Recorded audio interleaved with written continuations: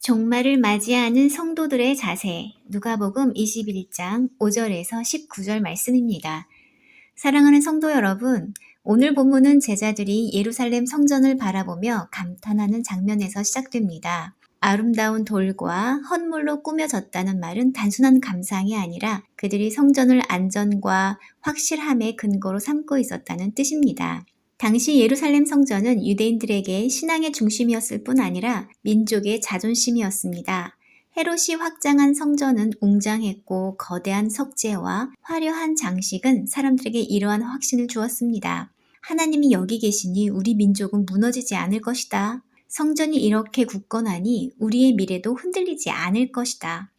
그러나 예수님은 그 확신을 정면으로 흔드십니다. 너희가 보는 이것들이 날이 이르면 돌 하나도 돌 위에 남지 않고 다 무너뜨려지리라. 주님은 제자들에게 눈에 보이는 견고함이 아니라 말씀 위에 서 있는 믿음을 가르치시려는 것입니다. 이 말씀이 오늘 우리의 종말 신앙에도 매우 중요합니다. 본문의 흐름은 이렇게 진행됩니다. 첫째, 제자들의 감탄과 예수님의 선언입니다. 제자들은 성전의 아름다움을 말하고 예수님은 성전의 파괴를 예언하십니다. 여기서 중요한 포인트는 예수님이 성전을 미워하셔서가 아니라 제자들의 잘못된 의지처를 깨뜨리기 위해 말씀하신다는 것입니다. 성전 자체가 목적이 될 때 사람들은 하나님보다 성전을 더 붙듭니다. 둘째, 제자들의 질문입니다. 언제 이런 일이 있겠습니까? 무슨 징조가 있겠습니까? 제자들의 질문에는 공통된 심리가 있습니다. 사람은 불안하면 날짜를 알고 싶어하고 징조를 확실히 잡고 싶어합니다. 그러나 종말 신앙은 날짜 맞추기가 아니라 자세를 바로 세우는 것입니다. 셋째, 예수님의 첫 번째 강조는 미혹입니다. 미혹을 받지 않도록 주의하라. 많은 사람이 내 이름으로 와서 내가 그라 하며 때가 가까이 왔다 하겠으나 그들을 따르지 말라. 주님은 종말의 첫 위험을 전쟁이나 지진이 아니라 거짓 확신, 거짓 지도자, 거짓 종말론으로 보십니다. 위기 때일수록 사람들은 단순한 해답, 자극적인 선언, 지금이다 라는 말을 따라가기가 쉽습니다. 넷째, 전쟁, 소요, 지진, 기근, 전염병 같은 재난이 언급됩니다. 그런데 예수님은 결정적인 한 문장을 덧붙이십니다. 이런 일이 먼저 있겠으나 끝은 곧 되지 아니하리라. 즉 재난이 있다고 해서 곧바로 종말이다 라고 단정하지 말라는 것입니다. 재난은 역사 속에 반복되어 왔고 그때마다 믿음은 시험을 받습니다. 중요한 것은 사건 자체보다 그 사건 속에서 우리가 누구를 붙드는가입니다. 성도 여러분, 우리는 다음과 같은 질문을 할 수 있습니다. 예루살렘은 이미 로마의 지배 아래 있었는데 로마가 왜 다시 와서 성과 성전을 무너뜨렸습니까? 핵심은 간단합니다. 로마는 지배하는 도시를 파괴하지 않습니다. 로마는 반란한 도시를 진압합니다. 예루살렘은 로마의 속주 안에 있었지만 어느 시점에 로마의 통치에 대항하는 대규모 반란이 일어났고 그 반란을 진압하는 과정에서 도시가 철저히 파괴된 것입니다. 조금 더 구체적으로 말씀드리겠습니다. 로마 통치 아래에서 유대인들은 무거운 세금 부담과 정치적 억압을 경험했습니다. 또한 로마 군대와 총독들의 행동이 유대인의 종교 감정과 충돌하는 일도 잦았습니다. 도시는 겉으로는 로마 치하의 한 도시였지만 속에서는 불만과 분노가 계속 쌓였습니다. 결정적으로 주후 60년대 중반 총독의 폭정과 약탈, 성전 금고를 건드리는 일, 시민들을 강압적으로 다루는 사건들이 겹치며 민심이 폭발합니다. 그러면서 일부 유대 지도층과 민중 사이에서 더는 참지 말고 로마에 맞서자는 흐름이 강해집니다.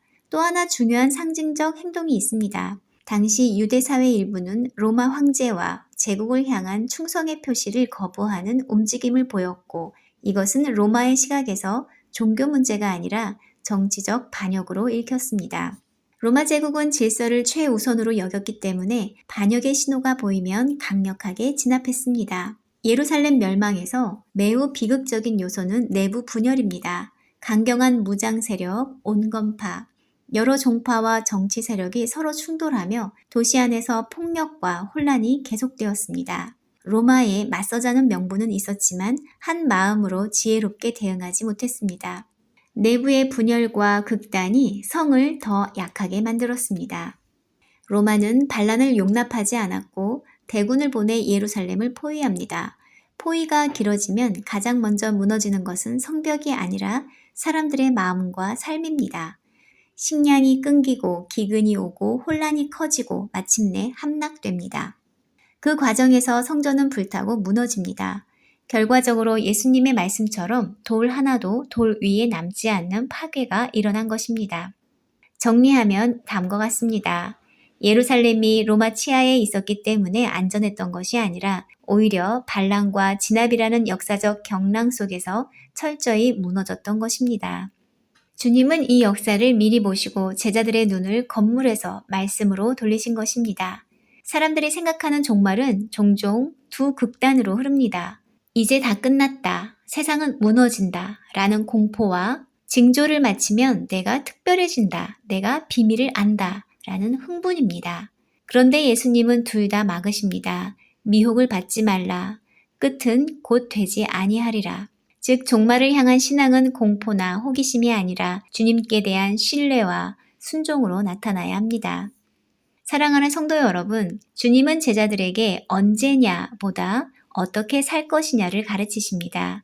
그리고 그 어떻게를 한마디로 요약하면 미혹을 거절하고 두려움에 끌려가지 말고 끝까지 인내하며 주님을 신뢰하라는 것입니다. 여기서 우리는 주님의 더 분명한 약속을 붙듭니다. 주님은 이렇게 말씀하십니다. 너희는 내 이름 때문에 모든 사람에게 미움을 받을 것이다. 그러나 너희는 머리카락 하나도 잃지 않을 것이다. 너희는 참고 견디는 가운데 너희의 목숨을 얻어라. 성도 여러분, 이 말씀은 고난이 없을 것이다 라는 뜻이 아닙니다.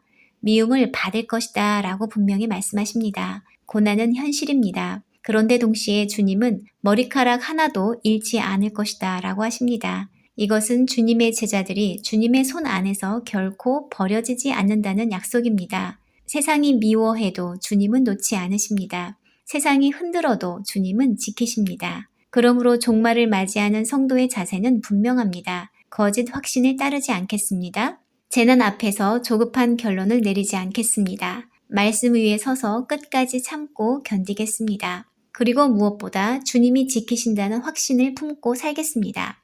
이 확신이 오늘 우리의 두려움을 이기게 하고 인내를 가능하게 하고 마침내 생명을 얻게 합니다. 주님의 제자로서 주님이 지키신다는 확신 가운데 끝까지 견디는 저와 여러분 되시기를 주님의 이름으로 축원드립니다. 기도하겠습니다. 주님, 종말의 때를 두려워하기보다 말씀을 붙들게 하옵소서.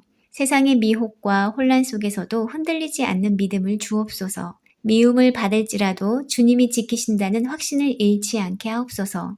참고 견디는 가운데 생명을 얻는 인내를 허락하여 주옵소서. 끝까지 주님의 제자로 서게 하시는 은혜를 내려 주옵소서. 예수님의 이름으로 기도드립니다. 아멘.